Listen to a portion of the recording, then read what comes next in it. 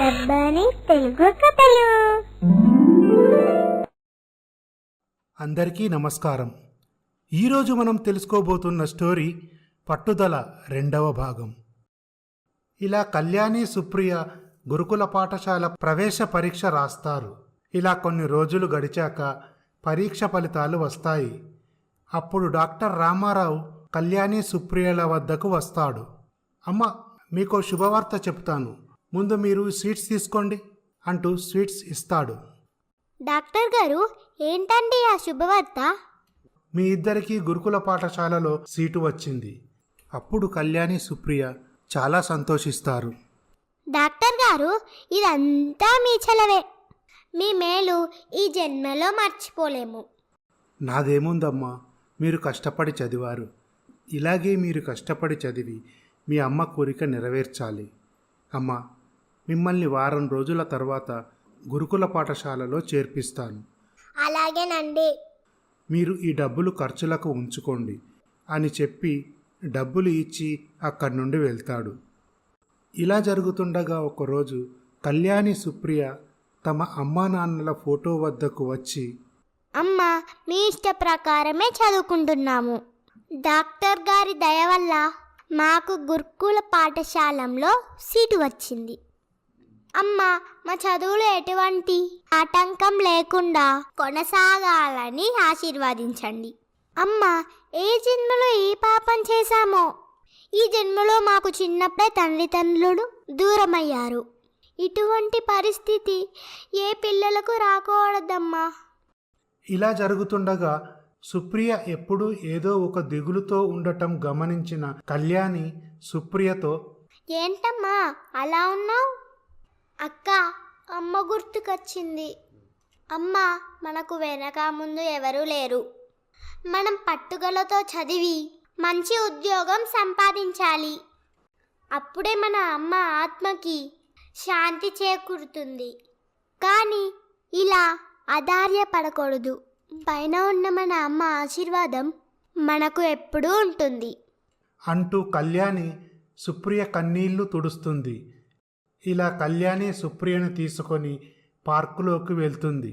అక్కడ ఒక దంపతులు తమ బాబుతో ఆడుకోవడం చూస్తుంది సుప్రియ. అప్పుడు సుప్రియకు వాళ్ళ అమ్మ గుర్తుకు వచ్చి కన్నీళ్లు పెట్టుకుంటుంది. సుప్రియ, ఏంటమ్మా ఈ కన్నీళ్ళు?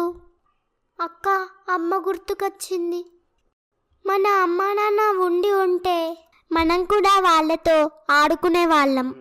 నాన్న కథలు చెప్పేవారు, ఐస్ క్రీమ్ కొనిచ్చేవారు. చూడక్క, వారి పిల్లలతో ఎలా ఆడుకుంటున్నారు. అప్పుడు కళ్యాణి వారిని చూసి కన్నీళ్లు పెట్టుకుంటుంది. కానీ కొంచెం ధైర్యం తెచ్చుకొని, సుప్రియ, నువ్వు ఇలా మాటి మాటికి అమ్మ గురించి ఆలోచిస్తుంటే అమ్మ గుర్తుకొస్తుంది అంటూ కన్నీళ్లు పెట్టుకుంటే మన అమ్మ ఆత్మ క్షోభిస్తుంది. మన అమ్మ మనసు బాధ పెట్టడం నీకు ఇష్టమా? లేదక్క, ఇక నుండి నేను ఏడవను. చూడమ్మా, మనం సాధించే లక్ష్యమే మనకు ముఖ్యం. అంతేగాని ఇలా బాధపడుతూ కూర్చుంటే చదువుపై మనసు లగ్నం చెయ్యలేవు.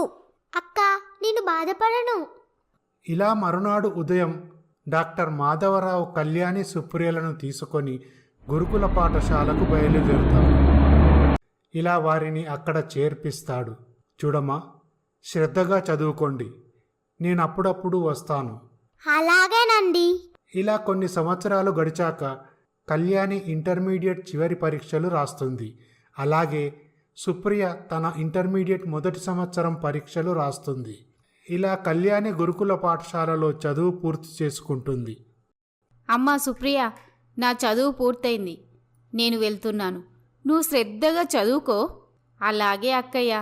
ఇంతకీ నువ్వు పరీక్షలు ఎలా రాశావు? బాగా రాశానమ్మా. అక్క, ఇప్పుడు ఎక్కడికి వెళ్తున్నావు? మన ఇంటికే వెళ్తున్నానమ్మా. మన ఇల్లంతా ఇప్పుడు పాడైపోయి ఉంటుంది.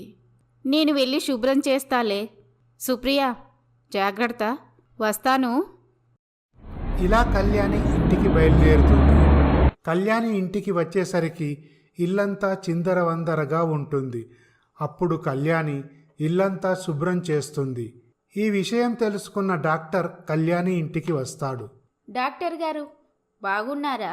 బాగున్నానమ్మా, ఇంతకీ పరీక్షలు ఎలా రాశావు? బాగా రాశామండి. అమ్మా, సుప్రియ ఎలా ఉంది? బాగుందండి. అమ్మా, ఖర్చులకు ఈ డబ్బులు ఉంచు. వద్దండి, ఇప్పటికే మేము మీకు ఎంతో రుణపడి ఉన్నాము. డబ్బులు వద్దు, మీరు ఏదైనా ఉద్యోగం ఇప్పించండి. ముందు ఈ డబ్బులు ఉంచు, ఉద్యోగం వచ్చేంత వరకు ఖర్చులకు ఉంటాయి కదా అని కొన్ని డబ్బులు ఇస్తాడు. ఇలా జరుగుతుండగా డాక్టర్ రామారావు కళ్యాణిని తనకు తెలిసిన మిత్రుడి హోటల్లో రిసెప్షనిస్టుగా నియమిస్తాడు. ఇలా కళ్యాణి ఆ ఉద్యోగం చేస్తూ జీవనోపాధి కొనసాగించేది. ఇలా ఒకరోజు కళ్యాణి వంట చేసి తన చెల్లెలకి భోజనం తీసుకొని గురుకుల పాఠశాలకు వెళ్తుంది. బాగున్నావా చెల్లి? బాగున్నానక్క. చెల్లి, నీకోసం భోజనం తీసుకొచ్చాను అంటూ కళ్యాణి ప్రేమతో సుప్రియకు అన్నం తినిపిస్తుంది. అప్పుడు సుప్రియ కూడా తన అక్కకి ప్రేమతో అన్నం తినిపిస్తుంది. అప్పుడు కళ్యాణి సుప్రియ ఇద్దరూ కన్నీళ్లు పెట్టుకుంటారు. అక్క, నువ్వు అన్నం తినిపిస్తుంటే మన అమ్మ గుర్తుకు వస్తుంది. చెల్లి, నాకు కూడా మన అమ్మే గుర్తుకు వస్తుంది. మన అమ్మే బ్రతికుంటే చాలా సంతోషించేది. చూడమ్మా, శ్రద్ధగా చదువుకో. అలాగే అక్క. నీ ఖర్చులకు డబ్బులున్నాయా? అమ్మా, డాక్టర్ గారు నాకు కొన్ని డబ్బులు ఇచ్చారు. అలాగే నాకు ఉద్యోగం కూడా ఇప్పించారు. అమ్మా, డాక్టర్ గారు నీ గురించి అడిగారు, శ్రద్ధగా చదువుకోమన్నారు. అలాగే అక్క, డాక్టర్ గారిని అడిగినట్లు చెప్పు. అలాగే అమ్మా, వస్తాను. ఇలా కళ్యాణి ఇంటికి బయలుదేరుతుంది. ఇలా కొన్ని రోజులు గడిచాక పరీక్షల రిజల్ట్స్ వస్తాయి. కళ్యాణి మంచి మార్కులతో ఉత్తీర్ణురాలవుతుంది. ఈ విషయం తెలుసుకున్న డాక్టర్ చాలా సంతోషిస్తాడు. అమ్మ కళ్యాణి, నువ్వు మంచి మార్కులు సాధించావు. ఇంతకీ తర్వాత ఏం చేద్దామనుకుంటున్నావు? డాక్టర్ గారు, నేను మెడిసిన్ చేద్దామనుకుంటున్నాను. అలాగేనమ్మా, చాలా మంచి నిర్ణయం తీసుకున్నావు. ఇలా కళ్యాణి ఉద్యోగం చేస్తూ సాయంత్రం వచ్చిన తర్వాత ఎగ్జామ్ కొరకు చదువుకుంటుంది. ఇలా కొన్ని రోజులు గడిచాక కళ్యాణి మెడిసిన్ ఎంట్రన్స్ ఎగ్జామ్ రాస్తుంది. ఇలా జరుగుతుండగా కళ్యాణికి ఎంట్రన్స్ ఎగ్జామ్లో మంచి ర్యాంక్ వస్తుంది. కళ్యాణి చాలా సంతోషిస్తుంది. ఇలా కళ్యాణి డాక్టర్ కలిసి సుప్రియ వద్దకు వెళ్తారు. అమ్మ సుప్రియ, ఎలా ఉన్నావు? బాగున్నానండి. ఇంతకి మీరెలా ఉన్నారు? బాగున్నానమ్మా. అమ్మా సుప్రియ, మీ అక్కకి మెడిసిన్లో మంచి ర్యాంక్ వచ్చింది. అవునా అండి? చాలా సంతోషంగా ఉందండి. అక్క, మన అమ్మే బ్రతికుంటే ఎంతో సంతోషించేది అంటూ సుప్రియ కళ్యాణి కన్నీళ్లు పెట్టుకుంటారు. ఏంటమ్మా ఇది? ఈ సంతోష సమయంలో మీకు ఈ కన్నీళ్ళేంటమ్మా? మీ అమ్మ మన మధ్య లేకపోయినా పైనుండి అన్నీ చూస్తూనే ఉంటుంది. అమ్మ సుప్రియ, నువ్వు కూడా శ్రద్ధగా చదివి మంచి మార్కులు సాధించాలి. అలాగేనండి. డాక్టర్ గారు, ఇంతకీ మెడిసిన్ చదవాలంటే చాలా డబ్బు ఖర్చు అవుతుంది కదా. మా దగ్గర అంత డబ్బు లేదు కదా. చూడమ్మా, నేను రేపు పేద విద్యార్థి చదువు కోసం ఎవరైనా దాతలు సహాయం చేయగలరని పేపర్లో ప్రకటన ఇస్తాను. ఇలా రామారావు పేపర్లో ప్రకటన ఇస్తాడు. ఇంతకీ కళ్యాణి చదువు కోసం ఎవరైనా దాతలు సహాయం చేస్తారా? కళ్యాణి మెడిసిన్ పూర్తి చేస్తుందా? తర్వాయి భాగంలో చూద్దాం. ఈ స్టోరీ కనుక మీకు నచ్చినట్లయితే మా ఛానల్ని సబ్స్క్రైబ్ చేసుకోండి. లైక్ చేయండి, షేర్ చేయండి, కామెంట్ చేయండి.